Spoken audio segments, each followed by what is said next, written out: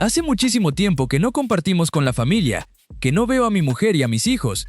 Esa frase, dicha en voz baja, sin cámaras preparadas, sin guión de conferencia de prensa, fue lo que soltó Lionel Messi apenas terminó el partido más agónico de todo el Mundial 2026.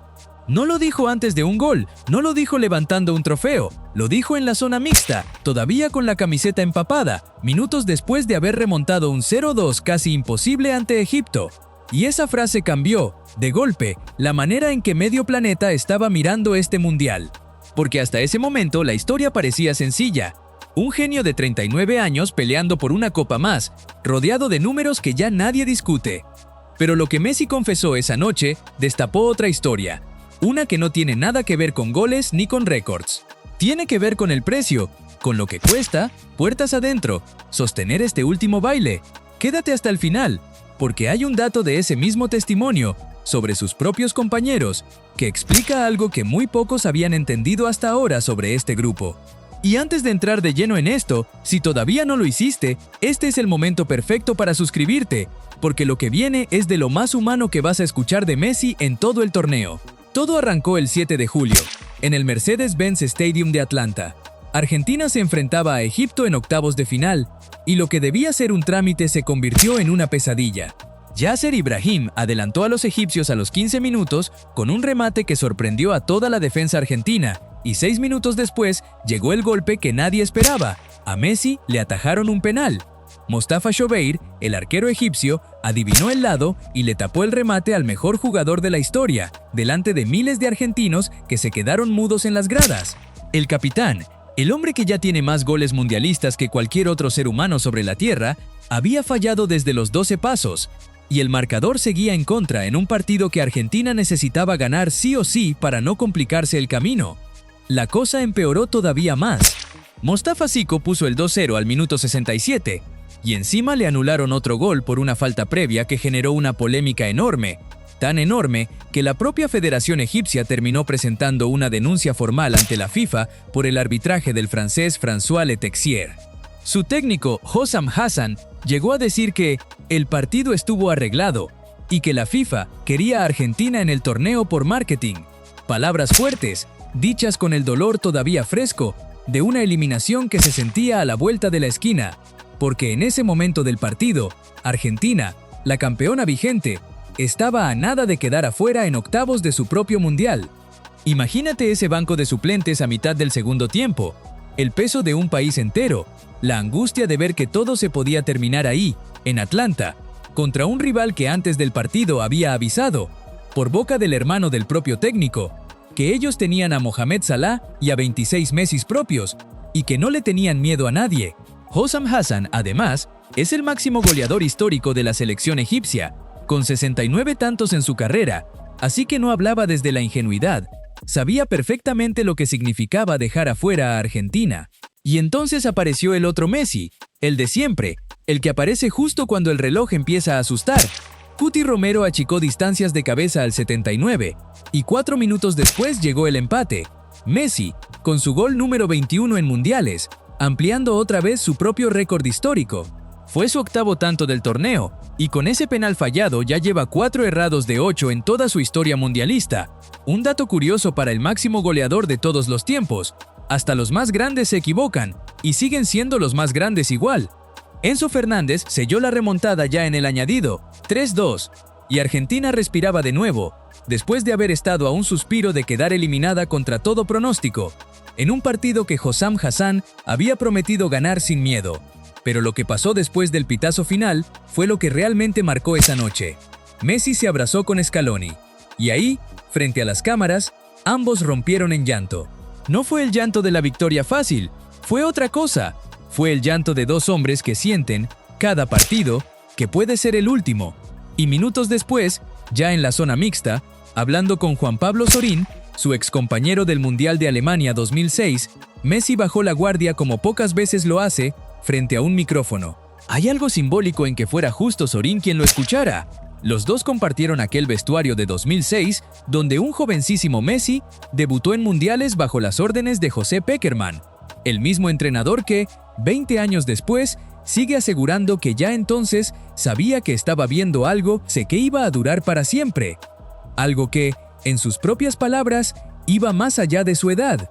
Ahí llegó la frase que abrió este video, pero Messi no se quedó solo ahí. Siguió hablando y lo que dijo después fue todavía más profundo.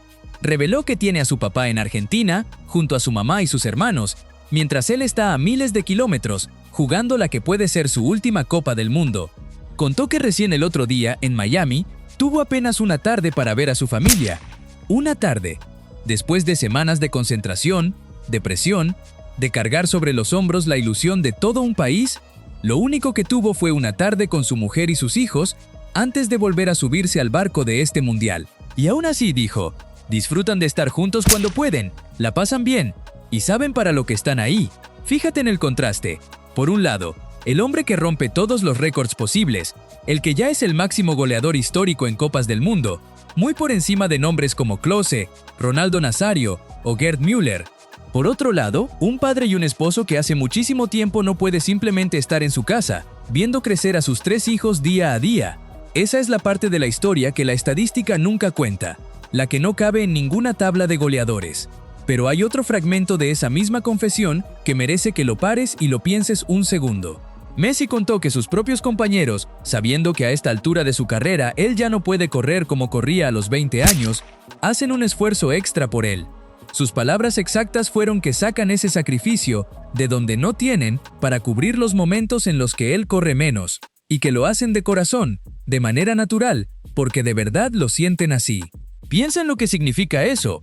Un grupo entero de futbolistas profesionales, algunos de ellos estrellas mundiales por derecho propio, corriendo kilómetros extra en silencio para proteger a su capitán, no por obligación, por amor genuino a lo que Messi representa para ellos, dentro y fuera de la cancha. Y hay un detalle que casi nadie remarcó en su momento. Messi dijo que hace 7 u 8 años que este grupo le regaló mucha felicidad y que la sigue disfrutando cada día. 7 u 8 años. Ese es, casi calcado, el ciclo que arrancó tras el fracaso de Brasil 2014 y que terminó explotando en la gloria de Qatar 2022. Y ahora, en 2026, ese mismo núcleo de jugadores sigue ahí, sosteniéndolo, empujándolo, cargando con una parte del peso que él ya no puede cargar solo en la cancha. Son los mismos nombres de siempre, curtidos en finales, en penales, en noches de presión insoportable, y que hoy eligen devolverle a su capitán, con las piernas, algo de lo que él les dio durante casi 2 décadas de gloria compartida. Todo esto conecta, además, con algo que ya se había insinuado semanas atrás, cuando Messi lloró tras su primer gol del Mundial, en el debut ante Argelia. En ese momento explicó que su emoción no tenía nada que ver con el fútbol. Dijo que era por una cuestión totalmente ajena a lo deportivo y que había pasado días difíciles, complicados. En la prensa argentina trascendió que ese momento delicado estaba relacionado con la salud de su papá, Jorge Messi, aunque la familia pidió prudencia y dejó en claro que solo sus canales oficiales debían tomarse como fuente confirmada. No hubo nunca un comunicado con detalles médicos, y está bien que así sea. Hay dolores que no necesitan convertirse en espectáculo para el mundo entero. Aquellas lágrimas, capturadas en cámara mientras Messi festejaba el primer gol de su hat-trick histórico, recorrieron el planeta en cuestión de horas, y millones de personas que jamás habían visto llorar así al capitán argentino se preguntaron, con genuina preocupación, qué estaba pasando puertas adentro de esa familia.